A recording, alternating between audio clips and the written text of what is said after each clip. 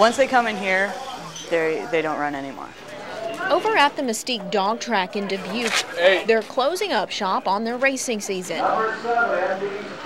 It's one of 2 dog tracks in Iowa. I think it gets a bad rap a lot of times. The sport is not without its critics. Advocacy group Grey 2K USA says state records show 530 greyhound injuries have been reported at Iowa racetracks since 2006.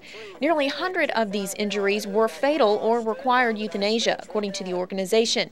Other serious injuries include broken legs, puncture wounds, fractured skulls, and paralysis. I don't think people realized how regulated this business really is. What they do is Mystique's racing director, Brian Carpenter, says things have changed a lot in the last 20 years. We've always have state officials on property at all times. We have a state vet on property any time that we run races. Corey Michalakis runs the track's adoption program. She showed us around some of the kennels. You see people actually travel quite a ways to actually come here to pick out a dog. They have about 700 dogs in total here at any given time.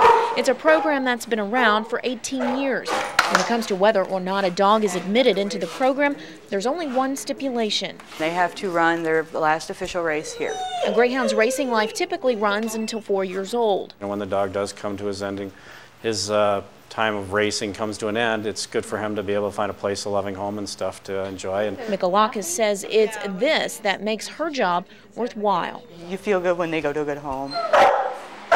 Over at Quad City's Greyhound Adoption in Walcott, co-chair of kennel operations Karen Colway says it's not difficult to get these greyhounds adopted. They just love people. She also says there are plenty of misconceptions about retired racing dogs that probably exist for good reason.